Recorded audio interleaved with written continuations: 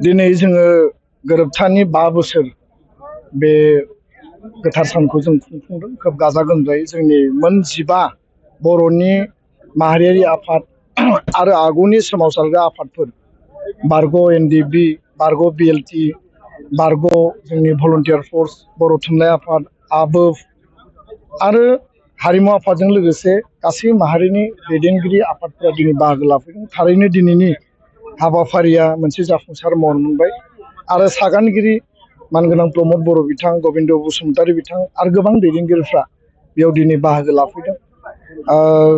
बे गोरोबथानि जिखिनि जोंनि थांखि दङमोन, जे अबजेक्टिभ जे जोंहा सिमाया बारायनांगौ, जोंनि समस्थिया बांनांगौ, जोंहा मोर फाइनान्सियेल क्षमता जोङो मोननांगौ, लोगोसेयैनो जोंनि जे पावार एन्ड फांसना बांनांगौ, बर' कसारि काउन्सिल दाफुंनाय, कार्बि आंलंनि बर'फोरनि एसटि हिलनि मर्यादा होनाय, बे हाबाफारिफ्रा माखासे जाफुंबाय, माखासे सोलिगासिनो दङ।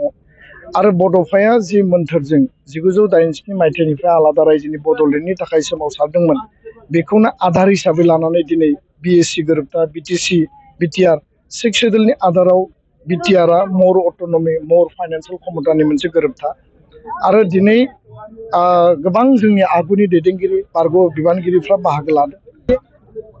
बाथ्राया जाबाय स्पष्ट, फैबाय थानाय समाव दुलाराय बर' फरायसा आफादा कमिटमेन्टनि आधाराव गेरेमसा माहारि दानाय, राव हारिमु, जोंनि सोलोंथाइ, जोंनि थुनलाइ, जोंनि रांखान्थि, जोंनि समाज बेबस्थाखौ मजबुत रोखा खालामनायनि थाखाय जोङो आनकम्प्रमाइजिं भाबै जोङो खामानि मावगोन। आरो बे जोंनि समायखिरा आरो एकर्डनि मोनफ्रोमबो दफाया टाइम बाउन्ड इमप्लिमेन्टेसन जानायनि थाखाय जों खामानि मावलांगोन। जेलाव थानाय एनडिबि बिथांमोनखौ लाबोनायनि थाखाय जिखिनि खामानि मावनो गोनां दङ, जोङो गोख्रोङै हाबा मावलांगोन आरो सरकारखौ जों नारसिनगोन। बेखिनि खोथाखौनो आं स्पष्टयै बुंबाय।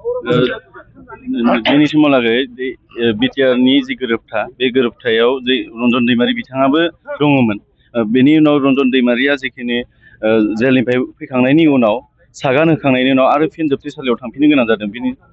बेनि सायाव नोंथांमोना मा खामानि मावगासिनो दं बेखौ उदां अख्राङाव लाबोनायनि थाखाय? बे मोनसे आयेनारि बेबस्था, नाथाय जोङो बेखौ उदां खालामनो थाखाय सुप्रिम कर्टआव पिटिसन खालामदों जयै लोगो नांनानै। आरो लोगोसेनो पलिटिकेलि इन्टारभेनसननि गेजेरजों बिथांखौ मार्सि होनायनि गेजेरजों सुक्तिनि सागानगिरि हिसाबै जाहाथे बिथांखौ लाबोफिननो हायो, बिनि इसिङारि स्ट्रेटेजिजों खामानिखौ मावबाय थानाय जादों। मोनफ्रोमबो खोथाखौ जों अपेनलि बुंनाया थिग नङा, नाथाय 66 सा जेलाव जि दङ बिथांमोनखौ जोङो दिनै नङा गाबोन जोङो लाबोफिननांगोन। बे जोंनि commitment. Welcome to IBT Coaching Institute, Kokrajhar, where your success story begins. Experience top-notch education with affordable course fees, making your dreams achievable. Learn from experienced faculty members dedicated to your academic growth. Our specialized teachers offer in-depth explanations and regular doubt-clearing sessions. Last year से question start किया, boat coaching join करने के बाद ही मेरा exam clear हुआ। तो मेरा इस साल 3 exam का pre clear हुआ, सीएससी का प्री क्लियर हुआ, फिर आईपीएस पीओ का मेरा प्री क्लियर हुआ है और सीजीए का भी मेरा प्री क्लियर हुआ है। तो अभी मैं मीन्स का प्रिपरेशन कर रहा हूँ। Stay updated with current affairs classes tailored for competitive exams. Boost your exam readiness with daily CBT and offline mock tests, ensuring you are always prepared. Strengthen your knowledge with extensive revision classes. Experience our teaching quality firsthand with a free demo class. saya mensuruh Wimbledon pada bahannya ada sudah biasa. Bahaya sih kelas berjalan, mana sampai final year berjalan, walau macam mana ini macam ini pun ada. Religion English class saja bukan. मेरा quant में actually खराब था, इसमें मेरा ज़्यादातर exam में qualify नहीं कर पा रहा था और कॉन्फिडेंट भी नहीं था।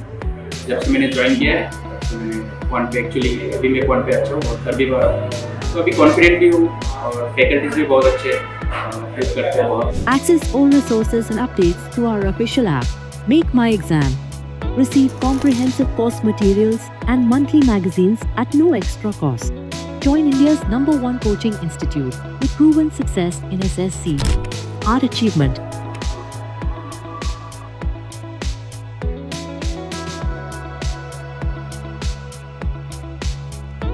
IBT Institute Private Limited, the largest coaching network across India. Your success, our commitment. Enroll now and start your journey to success. Visit or call us today.